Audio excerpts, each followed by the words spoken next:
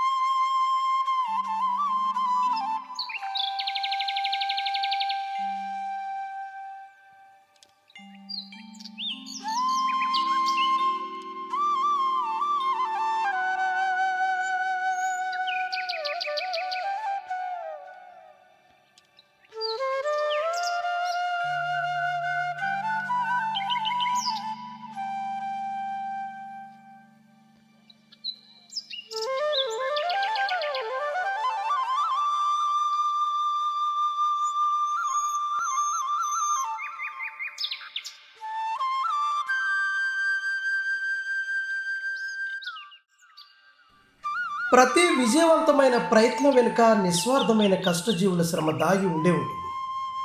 అటువంటి కష్టజీవుల విజయగాథలను వెలికితీసి వారు అనుసరించిన పద్ధతులను తోటి సిబ్బందికి తెలియజేయడానికి పోస్టల్ వాణి నిరంతరం ప్రయత్నం చేస్తూనే ఉంటుంది. పోస్టల్ వాణి ప్రేక్షకులకి మరియు మా కస్టమర్ దేవుళ్ళకి అదేవిధంగా పోస్టల్ ఫ్యామిలీ అందరికీ నమస్కారాలు. మా డివిజన్కి సంబంధించి ఒక టార్గెట్ ఇచ్చారు. ఆ టార్గెట్కి సంబంధించి మేము 130% 130% అచీవ్ అవ్వడం జరిగింది. దీనికి ముఖ్యంగా కారణం మా యొక్క గౌరవనీయులైనటువంటి మా పోస్ట్ మాస్టర్ జనరల్ గారు డాక్టర్ వన్నం ఉపేంద్ర సార్ గారి యొక్క మోటివేషను, సార్ యొక్క గైడెన్స్ వల్ల మేము ఈ యొక్క అచీవ్మెంట్ని చేయడం జరిగింది. అదేవిధంగా మా పోస్టల్ డిపార్ట్మెంట్లో ఉన్నటువంటి ఎంప్లాయీస్ ఎవరైతే ఉన్నారో వాళ్ళందరూ కూడా చాలా dedicated and disciplined honest people.